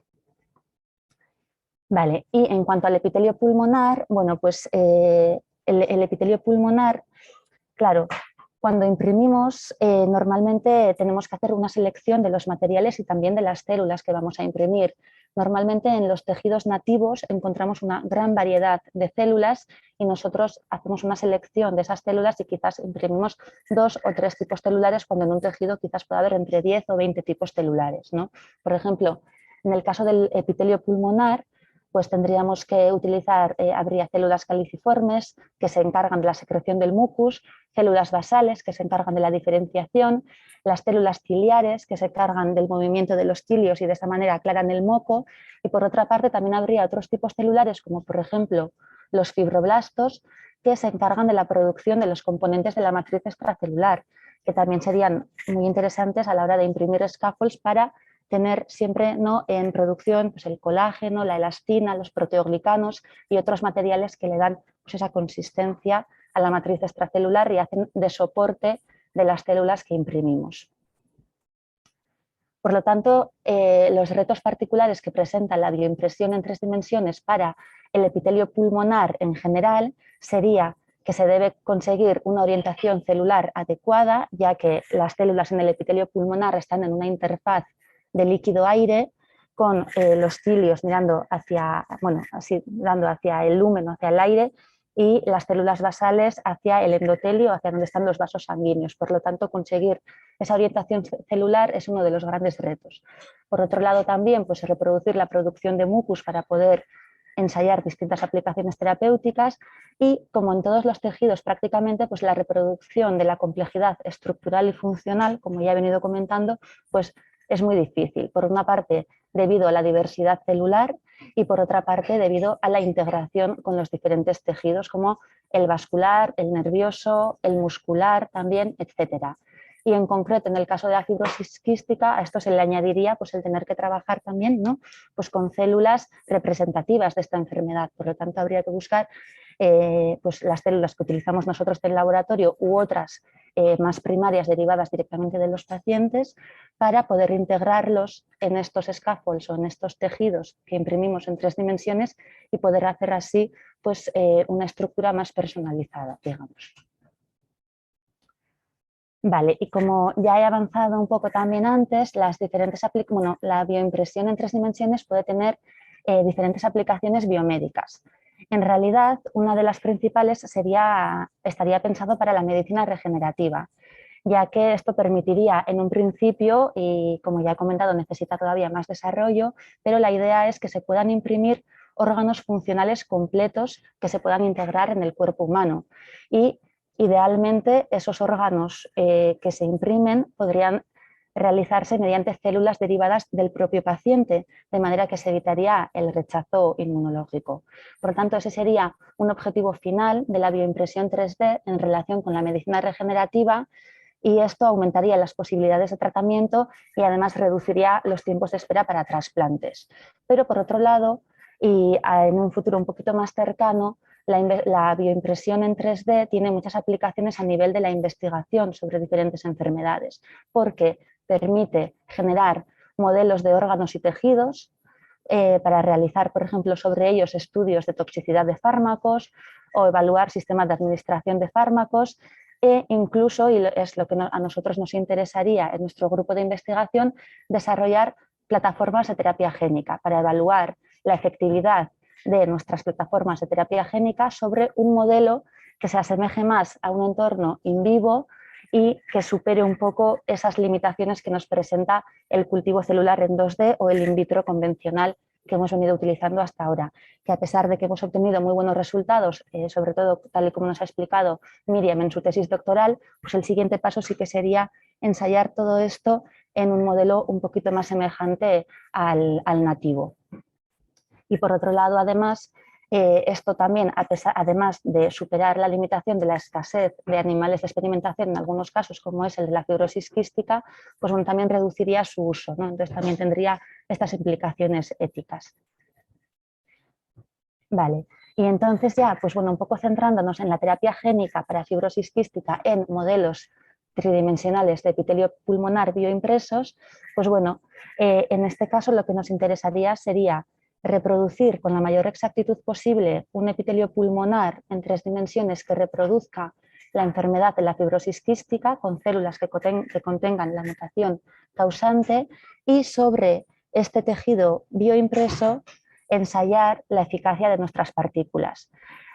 Por una parte, pues, estudiar la penetrabilidad en el tejido, pues, para ver si también en un in vivo pues, hasta dónde podrían penetrar en el tejido nuestras nanopartículas que transportan tanto material de adición como de edición, que ha comentado también Gustavo, ¿verdad? Pues se podría tanto añadir una copia correcta del gen o intentar corregir y ver si se puede corregir en un modelo tridimensional la mutación causante de la fibrosis quística. Y eso es, por lo tanto, se expondrían estos tejidos tridimensionales a las nanopartículas que contienen las herramientas de edición o de adición génica y se evaluaría pues, su biocompatibilidad, su eficacia de transfección, de corrección del gen y después la funcionalidad del gen, tal y como explico en esta última diapositiva en la que se vería un scaffold o un tejido de epitelio pulmonar impreso en 3 dimensiones con las células de fibrosis quística a los que se les expone con las nanopartículas que vehiculizan el material genético para corregir la mutación y se estudiaría si de esta manera conseguimos expresar de una manera correcta el canal CFTR y restablecemos un poco el paso del cloro a través de esta membrana, reduciendo así la sintomatología de la enfermedad. Por lo tanto, se estudiaría por una parte la expresión del canal CFTR y por otra parte su funcionalidad en un modelo pues, un poco más similar a lo que nos encontraríamos in vivo. Vale, entonces, como conclusiones terminaría diciendo que la bioimpresión en 3 dimensiones permite generar de manera automatizada y reproducible diferentes modelos de órganos y tejidos. La preparación de las biotintas, sobre todo con la técnica de extrusión que usamos nosotros, permite gran flexibilidad para incorporar distintos materiales y tipos celulares, y esto tiene como objetivo mimetizar con la mayor precisión pues, el entorno nativo de diferentes tejidos. El mayor reto en cuanto a la impresión de un modelo tridimensional de epitelio pulmonar de fibrosis quística sería reproducir su complejidad estructural y funcional y también sus conexiones con otros sistemas como el vascular, muscular o nervioso. Y estas técnicas de bioimpresión 3D, por último, pues bueno, como acabo de comentar, se podrían aplicar para estudiar la eficacia de diferentes plataformas de terapia génica que desarrollamos en el laboratorio. Por lo tanto, es una línea en la que hemos empezado hace poco, pero ya tenemos un poco de desarrollo. Estamos intentando pues, desarrollar eso, pues un epitelio pulmonar bioimpreso en 3 dimensiones para ensayar sobre eso las estrategias de terapia génica que ya han comentado mis compañeros anteriormente. Y esto sería todo, espero no haberme alargado mucho y muchísimas gracias por vuestra atención y por la oportunidad de compartir nuestra investigación con vosotros.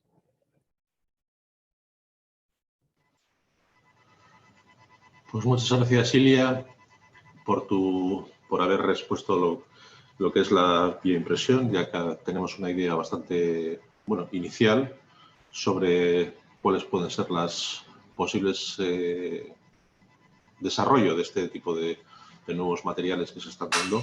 Y bueno, lo que haríamos sería ahora abrir un turno de preguntas. Ollane, no sé si tú tienes la capacidad de poder ver a las personas, o bien que lo hagan vía el chat, o bien que levanten la mano. Yo quizás por romper un poco el hielo sí que tendría una pregunta que realmente pues bien puede ir para José Luis, para Miriam o para Gustavo. Siempre se habla del canal, el CFTR. ¿Cuál es el mayor problema que tiene el abordaje de la liberación o sobre el canal de CFTR? Si queréis, introduzco yo este tema, porque creo que es una pregunta muy interesante.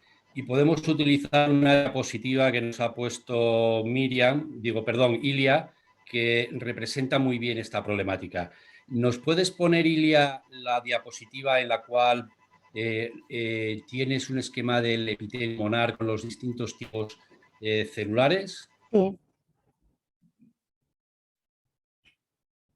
Esta, yo creo que es esta. ¿Nos la pones en grande? Sí. Porque esta figura, digamos que es muy intuitiva para saber cuál es el problema fundamental que queda por resolver y por qué determinados tratamientos de terapia génica, como los ensayos que se han llevado a cabo en el Reino Unido, no han sido efectivos del todo en corregir este problema. Si os dais cuenta, en la figura superior vemos que tenemos 3 tipos de células. Tenemos las células que secretan el mucus. Por otra parte, tenemos las células ciliares que provocan un movimiento dentro del epitelio pulmonar que desde un punto de vista fisiológico lo que tratan es precisamente de eliminar y aclarar elementos exógenos que puedan llegar con el aire, como puedan ser las partículas de polvo, contaminantes, etcétera, etcétera. Es decir, que por una parte tenemos mecanismos fisiológicos que tratarán de que nuestras partículas no lleguen donde tienen que ejercer realmente el efecto, ¿no? Que serán las células basales. ¿Por qué es importante que los vectores lleguen a las células basales? Porque estas células son las que se diferencian y generan, a partir de esta capa basal, el resto de las células, es decir, las células ciliares y las células calciformes. Si nuestras partículas no llegan a esta base, no corregirán el defecto genético y, por tanto, esta corrección no será transmitida a las células ciliares y a las células calciformes que se originan a través de estas células. Entonces, ¿cuál ha sido el problema por el que no ha sido totalmente satisfactorio el ensayo clínico? Porque las propias barreras fisiológicas, como son estos cilios, y la barrera tan importante que supone la acumulación de mucus debido al déficit de transferencia de cloro y de bicarbonato, que también juega un papel muy importante en este proceso, lo que ha hecho es que esas partículas no sean capaces de llegar a estas células basales, transformarlas corregirlas y que una vez corregidas sean capaces de diferenciarse a células calciformes y células ciliares con una funcionalidad normal. Entonces, el objetivo no solamente es desarrollar esos vectores no virales, sino el conseguir que esos vectores no virales lleguen a estas células. Por eso, como ha hablado Gustavo, lo que estamos desarrollando son sistemas de administración en forma de nebulizados, y en esos nebulizados tratar de incorporar determinados elementos que rompan este mucus, faciliten el acceso y el paso del mucus y faciliten que puedan penetrar y acceder a estas células basales, que se corrija la mutación en estas células basales y una vez corregida sea capaz de transmitirse a las células ciliares y a las células calciformes. Entonces, para eso, lo que tenemos que tener son buenos vectores, que ahí estamos avanzando de manera significativa, y lo que tenemos que tener es buenos modelos para estudiar si a partir de esos vectores las formulaciones que desarrollamos nos van a permitir que lleven ese material genético a las células que realmente nos interesan transfectar y modificar genéticamente, que son las células basales. Muchas gracias, José Luis. Creo que tenemos alguna pregunta por ahí, Ollane. Sí, hay varias preguntas. Sí que agradecería que la gente fuera poniéndolo en el chat a fin de no interrumpir cuando alguien esté hablando y así, ¿vale? Entonces, una pequeña esto. Está ahora con nosotros Juan, también veo que se ha conectado Juan da Silva, de la Federación Española de Fibrosis Quística, sin la cual pues tampoco hubiera sido posible la realización de estas jornadas hoy, que nos han prestado no solo apoyo comunicativo, sino apoyo logístico. O sea, que agradecer también, obviamente, a la Federación el apoyo que nos ha brindado. Adelante, Miriam. Vale, tenemos una pregunta de Carlos Río que va dirigida a Miriam y pone: ¿sabéis cuánto tiempo permanece la expresión del CFTR con vuestros vectores tanto in vitro como in vivo? Por lo que sabéis por el momento, ¿cómo se comparan con los otros vectores utilizados históricamente? Vale, os voy a compartir una de las diapositivas que tenía. A ver si esto me deja.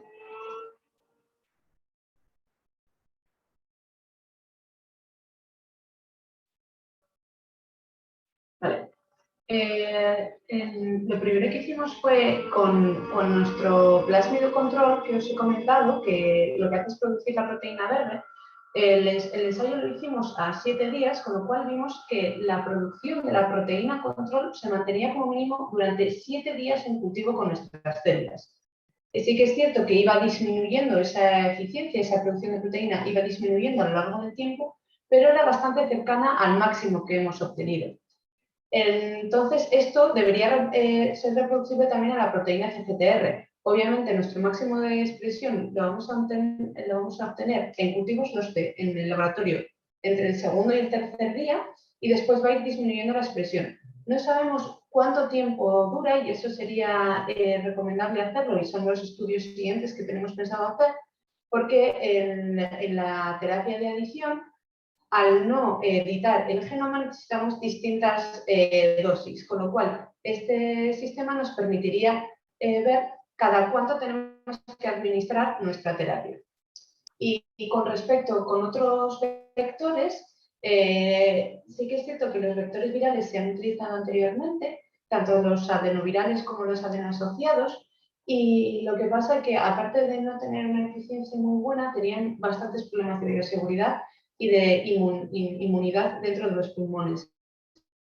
Había bastante respuesta inmune, con lo cual por eso se dejaron de utilizar. Sí que es cierto que ahora están utilizando otros virus, pero realmente las eficiencias las estamos viendo con los vectores no virales. De hecho, en el último ensayo clínico no viral, realmente había un efecto sobre el FEV1, sobre la respiración del primer segundo, pero no se aumentó la calidad de vida de los pacientes. Por eso está en revisión. Y además se está también valorando la opción de tener estos tratamientos de terapia génica junto con otros tratamientos como puede ser con Ivacaftor, para poder potenciar el efecto que estamos teniendo al sintetizar la proteína CFTR. Es decir, hacer un cotratamiento con los dos.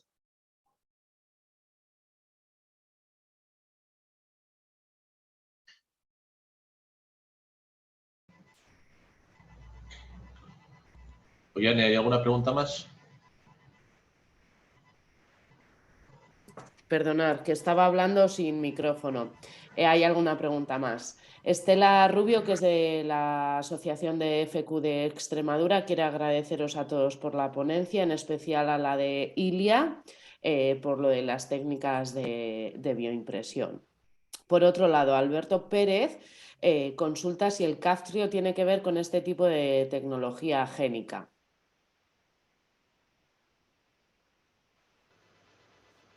Bueno, si no tenéis inconveniente, me lanzo yo a contestarla. No, el Caftrio no es tecnología génica.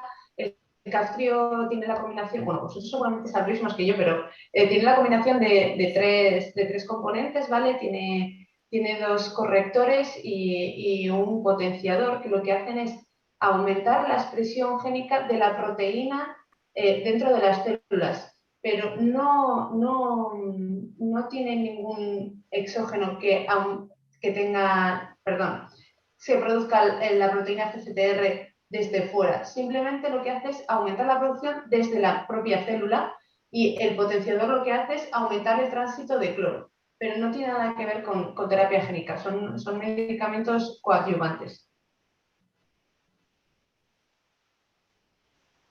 Vale, ¿alguna pregunta? Carlos vuelve a preguntarle, José Luis Pedraz, ¿cómo de complejos celularmente hablando son o pueden ser estos sistemas de microfluídica o de replicación de una vía aérea? Perdón. Bueno, la verdad es que la tecnología actual de microfluídica permite desarrollar sistemas bastante complejos, que incluso pueden abordar el estudio de más de un órgano. Lo que os he mostrado yo aquí era simplemente órganos on a chip de pulmón, pero en la actualidad hay sistemas de órgano on a chip que permiten simular al mismo tiempo el comportamiento de varios órganos y además la interacción que existen entre varios órganos. Es decir, que en un mismo chip, por ejemplo, podríamos simular el funcionamiento del pulmón, podríamos simular el funcionamiento del hígado, podríamos simular el funcionamiento del tracto gastrointestinal o de otros órganos y ver cuál es la interacción que existe entre ellos, porque muchas veces, obviamente, la respuesta global no solamente depende de un órgano, sino depende de la interacción de varios. Entonces, en el caso de órganos on a chip, a través de microfluídica, sí que se ha conseguido simular sistemas complejos en el cual hay más de un órgano y se puede simular la interacción de varios órganos entre sí. Por ejemplo, la fibrosis quística afecta no solamente a la funcionalidad pulmonar, sino que afecta también a otros órganos y tejidos, como puede ser el tracto gastrointestinal, como puede ser el páncreas, etcétera, etcétera.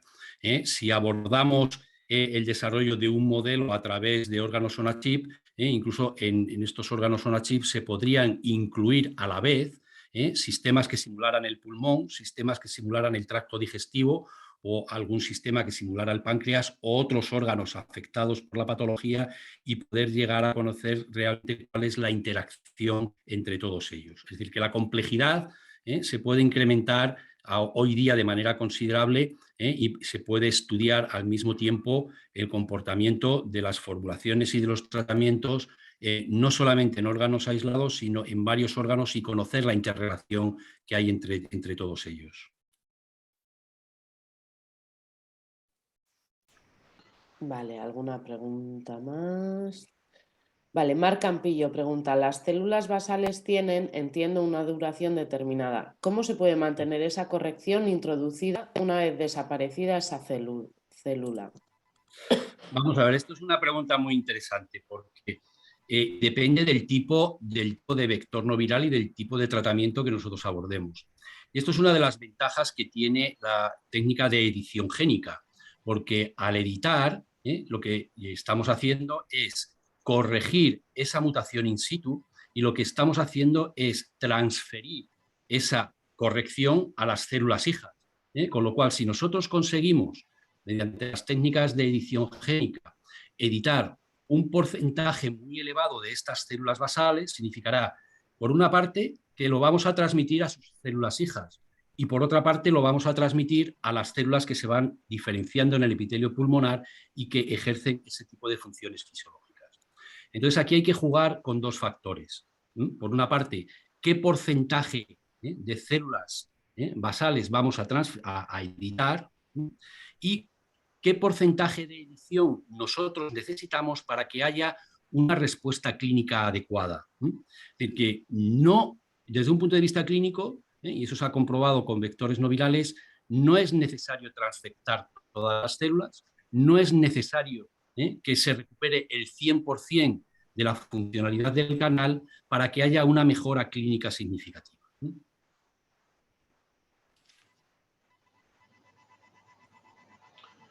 Vale, veo la... Vale. Carlos pregunta a Gustavo, en su opinión, ¿cómo de lejos en años o décadas estaríamos de utilizar la corrección génica mediante CRISPR u otras tecnologías de la FQ in vivo en pacientes reales? Pues muy buena pregunta. No sabría contestar con precisión.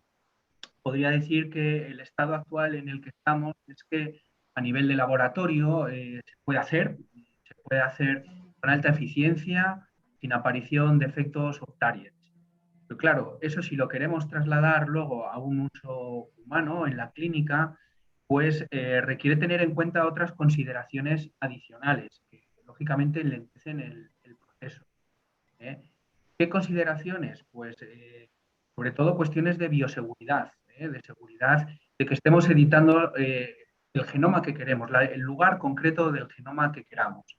Ahí parece ser que no hay grandes limitaciones.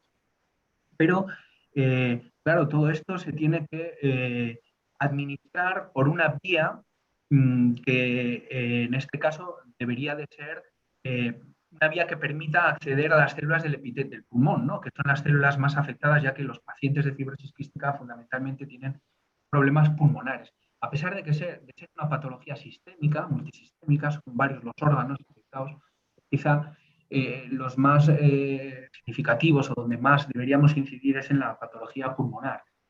Claro, en este sentido es difícil desarrollar una forma farmacéutica basada en material genético que se pueda administrar por vía pulmonar, porque por vía oral pues no llegaría a cantidad suficiente al pulmón.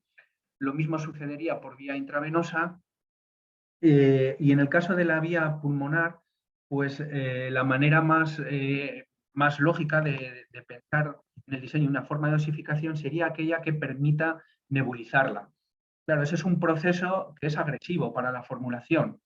Se pueden destruir los componentes, tanto los componentes genéticos como los componentes, en nuestro caso, lipídicos.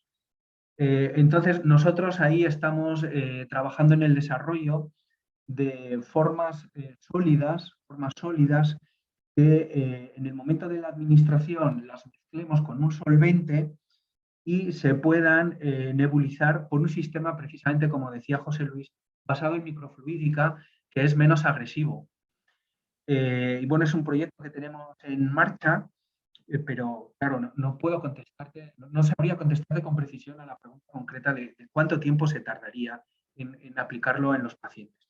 Esta tecnología CRISPR sí que está en ensayos clínicos en otro tipo de patologías, como tumores, problemas sanguíneos en el ojo, en problemas del ojo, pero claro, pues el escenario es muy diferente dependiendo de cada enfermedad, ¿no? Y eso hace que en algunos casos se vaya más rápido que en otros. No sé si te he podido contestar a lo que querías.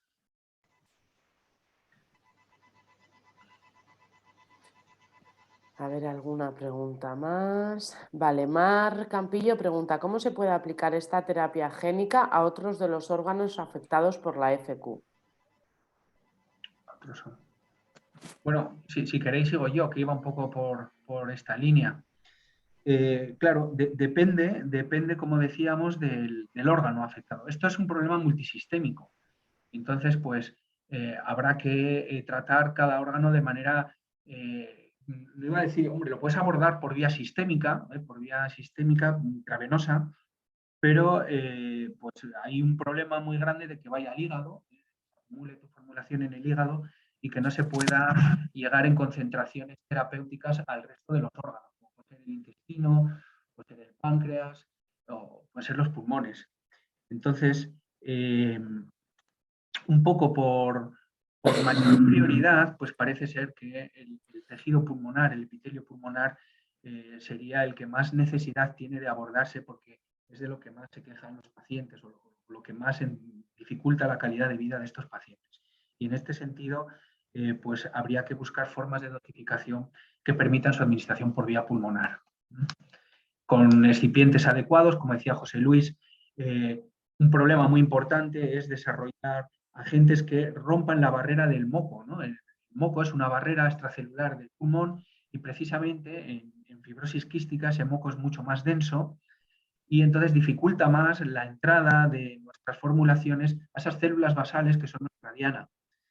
Eso se puede intentar abordar incorporando agentes mucolíticos en estas formulaciones que hagan que el moco sea más fluido y que permita acceder de una manera más fácil a las células basales y editarlas. Bueno, es complicado esto y bueno, se trabaja en diferentes líneas. Creo que Alberto ha hecho una pregunta bastante específica con respecto al páncreas y continuando un poco con lo que dice Gustavo, digamos que yo creo que el abordaje en este caso sería intentar conseguir una buena formulación que llegue al pulmón, de manera que si sabemos que en el pulmón somos capaces de corregir y de revertir estas manifestaciones, quizás sería en un segundo paso intentar abordar el tratamiento de otros órganos, como por ejemplo el páncreas. Si estamos seguros de que funcionan bien las formulaciones en el pulmón, una posible idea que se me ocurre es intentar reformular esa formulación pulmonar para intentar que esas partículas lleguen al páncreas de la manera más eficiente y en la cantidad lo más alta posible. Aquí se me ocurre que a lo mejor, en colaboración con los clínicos, pudiera haber o algún sistema de administración más local en el que utilizando determinadas administraciones y la utilización de determinadas vías circulatorias nos permitieran llevar esa formulación más directamente al páncreas. Como por ejemplo hoy día a través de la arteria pulmonar, a través de la arteria hepática, se puede concentrar medicamento o más medicamento en el hígado. Quizá a través de un abordaje más local pudiéramos concentrar de una manera más específica este tipo de partículas en el páncreas. En el caso del tracto digestivo es un poco más complicado porque, claro, la opción más directa que se te ocurre es administrarlo por vía oral, pero debido a la agresividad, por ejemplo, de los enzimas y del pH que existe a nivel del estómago, probablemente estas partículas se degradaran y se alteraran y no llegarían intactas a la membrana, al epitelio gastrointestinal, con lo cual aquí habría que abordar, quizá yo creo, la administración intravenosa más general que nos permita llevar y concentrar las partículas en el sistema digestivo. Es decir, yo creo que lo más viable ahora mismo es intentar que estas partículas sean efectivas a nivel pulmonar y si demostramos que son efectivas a nivel pulmonar, yo creo que abordar a posteriori otro tipo de administraciones sería técnicamente viable.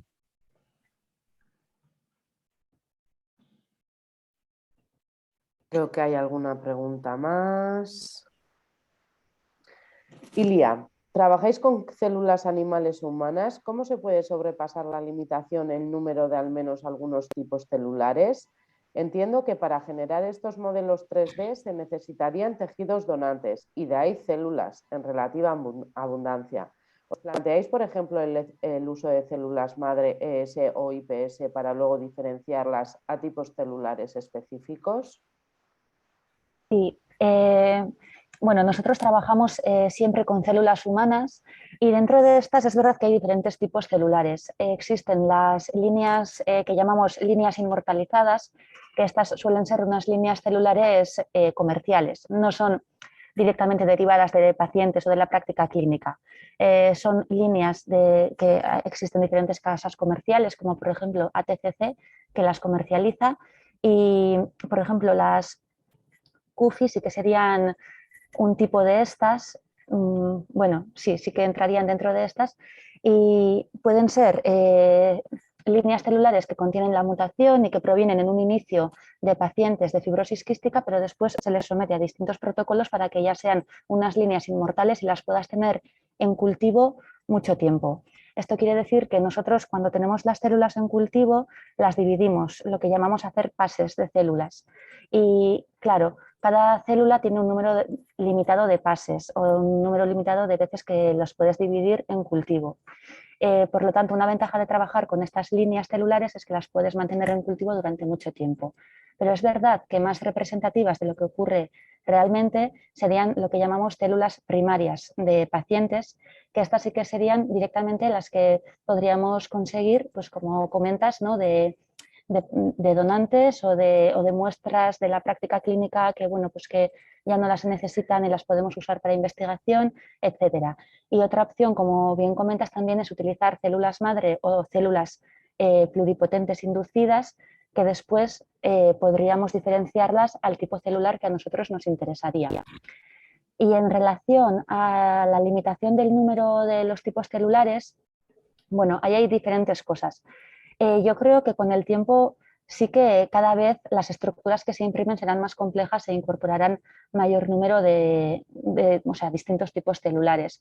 Pero es verdad que hoy en día, pues bueno, cada célula tiene distintas especificaciones. Luego también, al ser impresas, las células sufren un cierto estrés, lo cual puede alterar su comportamiento, puede dañarlas y puede verse afectada o cambiada tanto su forma como su funcionalidad después de ser impresas. Por lo tanto, normalmente nosotros mezclamos en cada cartucho los tipos celulares por separado. Utilizamos un tipo celular en una biotinta en un cartucho que luego imprimimos y así en diferentes cartuchos. Y, por ejemplo, ahora hemos adquirido una bioimpresora nueva que tiene más cabezales para poder incorporar diferentes cartuchos, pero en la que venimos usando ahora pues tiene 3 cabezales, por tanto 3 cartuchos, ¿no? Sí que se pueden ir cambiando los cartuchos para imprimir y tener diferentes tipos celulares, pero estás un poco limitado, pues por una parte por las necesidades celulares, que igual algunas son más sensibles que otras, es más fácil trabajar con algunas que son más robustas. Por otra parte, pues las limitaciones tecnológicas de la propia impresora. Y bueno, pues ahí anda, pero es verdad que tanto el avance tecnológico como el conocimiento de las necesidades de cada tipo celular, pues sí que está permitiendo generar cada vez sistemas más complejos mediante impresión en 3D. Espero haber contestado a tu pregunta. Perdona, al hilo que estaba contestando Ilia, quería apuntar que las células que queremos hacer para hacer el epitelio pulmonar a través de la bioimpresión 3D, uno de lo que queremos hacer es diferenciarlas a un epitelio pulmonar. Entonces ahí ya estaríamos tratando las células de pacientes para poder diferenciarlas en cada uno de los casos para obtener el epitelio pulmonar con los diferentes tipos celulares que obtenemos y así obtener el epitelio pulmonar completo. De hecho, tenemos una colaboración con un hospital pediátrico de Italia que a través de las biopsias, como bien ha comentado Ilia, a través de muestras de biopsias de pacientes que ya no se necesitan, extraen esas células y hacen los epitelios pulmonares directamente con esas células. Simplemente era para completar el comentario, Ilia. Oye, ¿alguna pregunta más? Creo que queda una pregunta. Sí, daremos esta a la última. Sí, pone Mar Campillo. ¿Se ha comprobado si se producen con estas terapias génicas variaciones genéticas en las bacterias colonizadoras que pueden llevar a un incremento de la resistencia?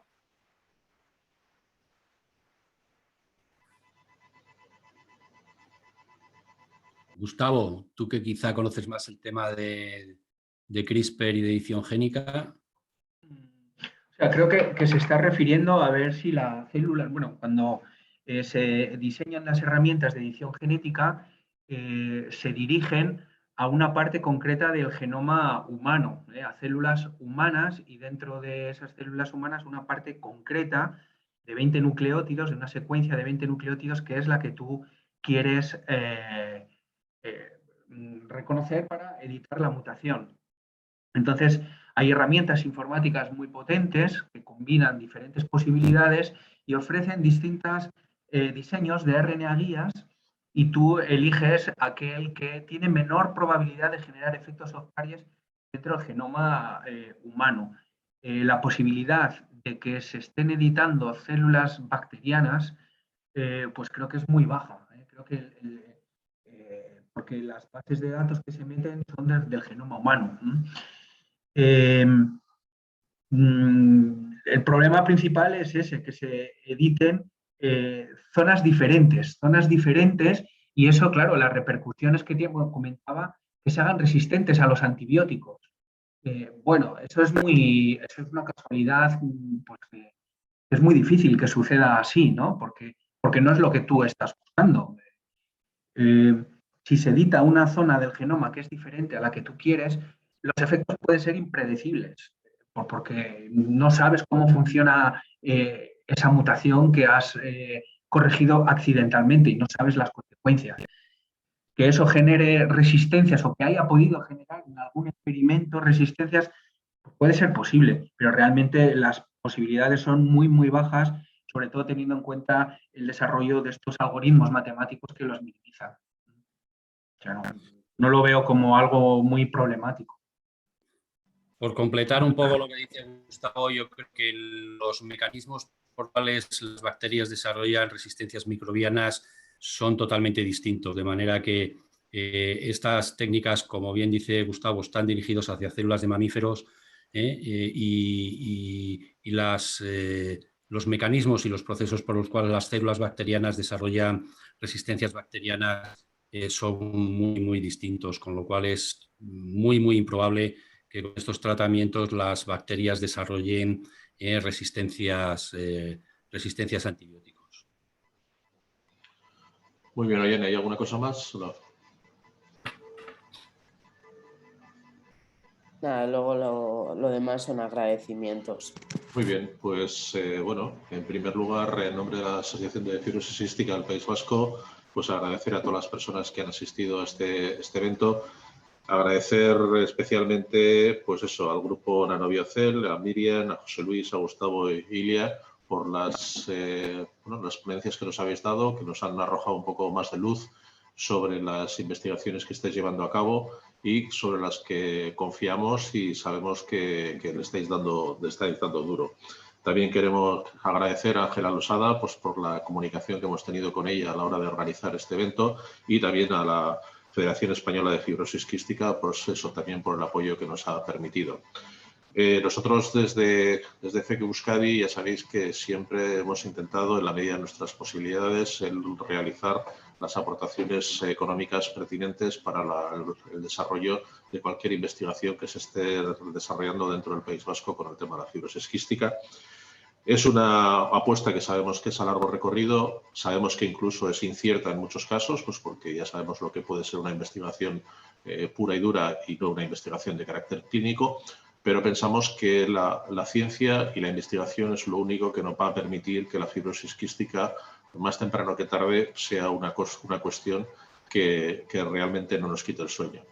Por tanto, a todos agradeceros sinceramente vuestra aportación, agradecer a las personas que han estado haciendo las preguntas y han estado en esto, y esperemos que no sea la última que hagamos y que podamos seguir desarrollando y viendo los pasos que estáis dando para combatir esta enfermedad. Muchísimas gracias a todos. Desde Nanobiocel también agradeceros vuestra ayuda y vuestras aportaciones, no solamente desde el punto de vista económico, sino, como ha dicho, por ejemplo, Ilia, el soporte que nos dais para hacer otro tipo de solicitud de ayudas, tanto a nivel europeo como, por ejemplo, también a nivel de convocatorias de proyectos del País Vasco, en la cual en la última convocatoria del CARTEC también nos habéis apoyado en la solicitud de otro proyecto de investigación. Muchas gracias. A vosotros. Muchas gracias. Muchas Hasta luego. gracias. Gracias. Ajá. Agur.